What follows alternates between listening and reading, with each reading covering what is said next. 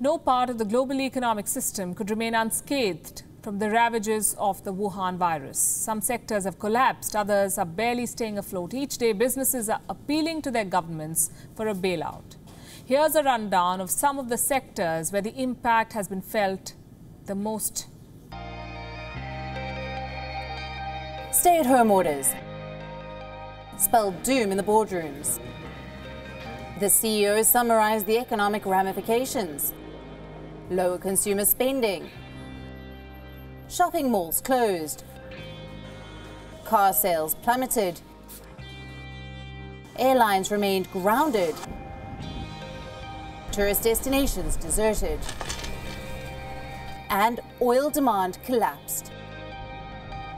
Here are the 5 sectors that took the worst hit.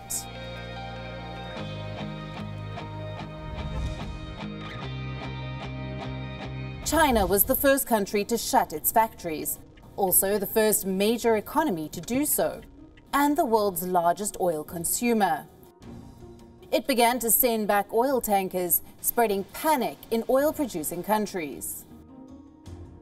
Soon, nearly 2/3 of the world went into a lockdown. The demand for oil fell by over 30 million barrels per day. In April, US oil prices collapsed to a historic low, close to -$37 per barrel. Since then, oil has recovered as lockdowns have been lifted. But oil remains on slippery ground. Prices are expected to touch at least $40 per barrel by the end of the year, if a second wave doesn't force more lockdowns.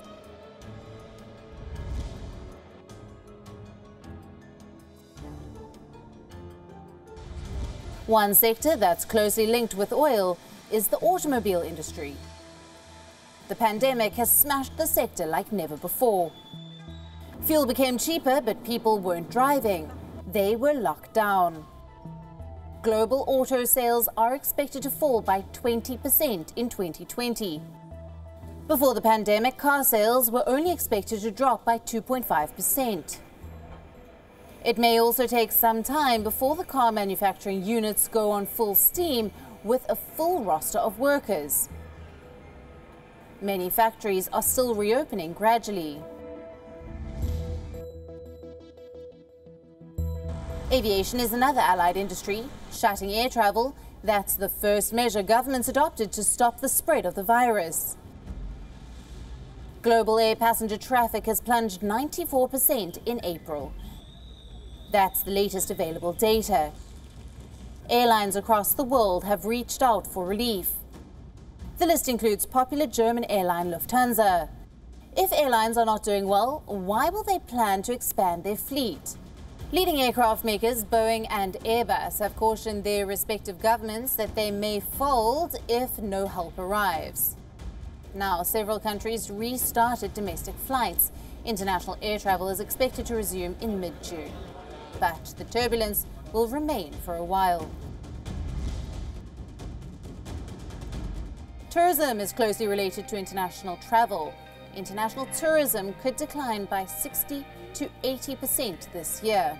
This could result in a revenue loss of over $1 trillion. It's one of the most labor-intensive industries in the world. Over 100 million jobs are at risk. Many countries are wholly reliant on tourists to drive their economy.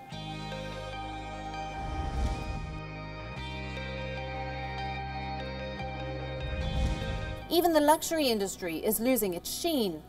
Sales could fall by over 25% this year. Many luxury houses have been making masks. Over the last 2 months, luxury goods sales have slipped by close to 80%. After e-commerce platforms deemed luxury goods deliveries as non-essential, sales evaporated. Given Italy was one of the severely affected countries, fashion brands lost their manufacturing base. Nearly 40% of the luxury goods in the world are manufactured in Italy. Some countries are opening malls, but the industry will have to wait to see its fortunes revive. Bureau Report, WION, World is One.